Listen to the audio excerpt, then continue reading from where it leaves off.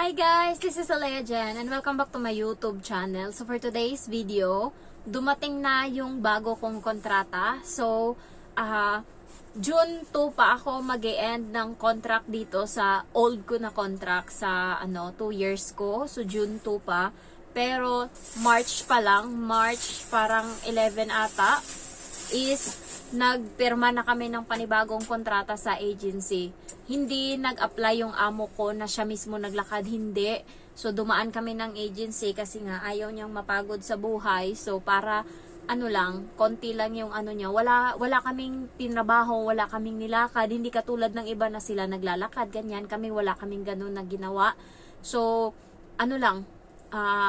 tinext na lang kami ng agency na kunin na daw yung kontrata. Nung nakaraang linggo, tinext ako ng agency kung pwede ko ba daw picturean yung OAC ko kasi daw wala daw akong record ng OWA. Tapos yun, pinicturean ko yung OWA ko and then yun, okay na daw. So kanina, kahapon pala message ako na kunin ko na doon yung kontrata kasi nandun na. So dinala ko siya kanina, brown siya na envelope and pinakita sa akin nung agency doon na ito ibigay ko sa amo ko and ito sa akin.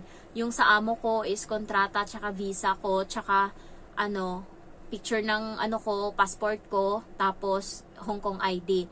Yung akin naman, ito yung binigay nila. OWA na resibo.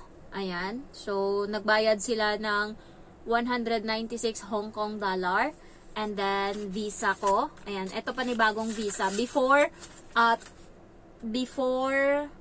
June 2, 2026, dapat na ako, 2025, maka-exit na ako. So, kailangan, bago mag 2026 next year, makaalis na ako dito or maka-exit ako. Halimbawa, punta akong Macau para ma-complete yung ko, parang, basta may niyan hindi ko lang ma-sure. Baka magkamali ako ng sabi, parang maka-complete ka para yung susunod mo is 2 years na. So, yung kaibigan ko, hindi siya umuwi ng Pilipinas kasi dapat every 2 years uuwi ka ng Pilipinas.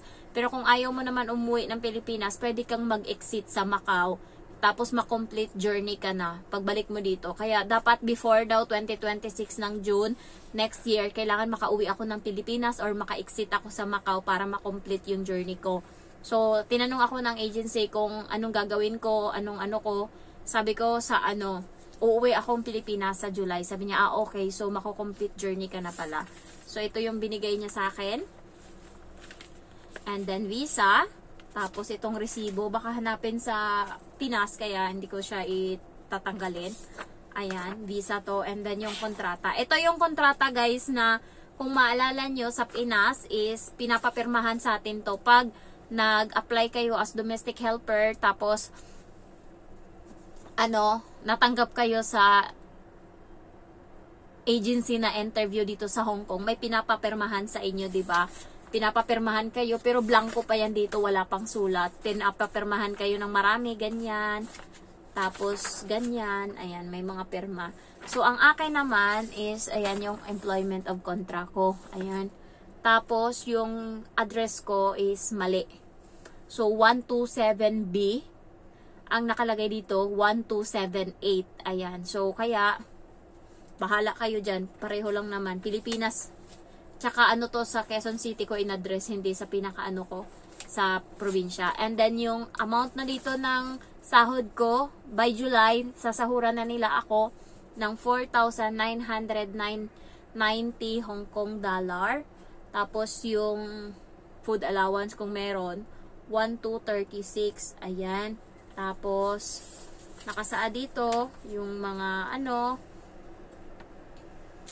daily food and traveling allowance, 100, ayan, kung aalis, kung uuwi, ganyan, and, medical examination fees, authentication fees, visa, insurance, ayan, so yun yung sinabi. Next is, during the period of employment, except for the period during which the helper leaves Hong Kong, on violation if the helper suffer injury by accident or occupational disease arising out of any course of employment, the employer shall make payment of compensation in accordance with the Employees' Compensation Ordinance Chapter 282. So, basahin nyo yung ganito nyo. Nandito yung mga ibang mga, mga karapatan. Ayan. And then, may sign ng amo ko. Ayan. Sign ng agency. Sign ko. Sign ng agency. So, yung bahay is 724 square feet. Ayan. Tapos, bago na, hindi na 4 to 5 years old yung dati. So, ngayon is 2 adult and 1 minor age between 5 to 18 years old. Ayan.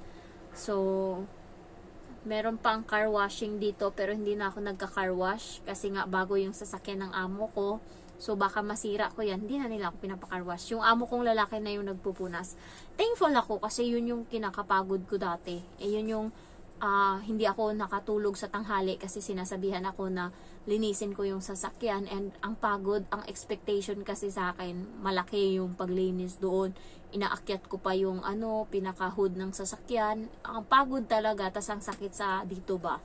Pero ngayon na bago na yung sasakyan, simula kinuha yan, sobra na 1 taon mahigit na hindi ako nagka-car wash. And thankful ako doon kasi nga pagod, grabe. Yung amo ko lang yung nag-aasikaso niyan, siya yung nagpupunas, ganyan. Tapos yun lang, naglalaba lang ako ng basahan nun. Thankful ako doon. And then water supply, toilet, bathing, pillows, wardrobe, refrigerator wala, and desk wala. Pero sa refrigerator meron akong isang area doon na para sa akin lang. And then yung mga ko is household chores, cooking, tapos taking care of the kid, child minding, ganyan lang. Which is locked or secured in a manner that prevent the grill from being open. No part of the helper's body extend beyond the window ledge except the arms. Yes, ingatan nyo yan kasi nga baka mahulog kayo. So, yung date is April 8 naka-date dito, pero March pa lang pumirma na kami, tas nakatambay lang yung doon, yung So, April 8 nila ginawa, April 30 na verified na ng immigration yung kontrata. Mabilis lang guys, agency yung may hawak sa akin. Hindi ko lang alam kapag kayo yung, may iba kasing amo na sila yung naglalakad ng mga papers na ganito, mas makatipid daw sila, pero mas matrabaho kasi nga dami pang asikasuhin. Pero pag agency, ay bahala na dyan. Tapos, yun, kinuha na lang namin yan. So, yung binayad ng amo ko dyan is mga nasa 5,000 lang ata, lahat-lahat na. So, mura, kaysa sa kukuha siya ng bagong katulong, kailangan niya ng 12,000. So, yun, thankful na rin siya kahit papano dyan, kasi, di ba, nakatipid siya. Next year na, problemahin niya yung pera, kasi mag-aalis na ako dito next year, by faith. Ayan. So, ayun lang, guys. Ayan. Bago na yung kontra ko. So, at least natapos ko na yung 2 years. Panibagong kontrata na naman. And, ayan, mas excited na ako ngayon. Kasi nga, wala nang utang, paid na. Tapos, papagawa ko na yung bahay, makakapagpabaks ako, uuwi din ako, of course. Yun yung kinakatuwa ko doon. So, yun lang guys. Thank you for watching and I love you all. Bye-bye.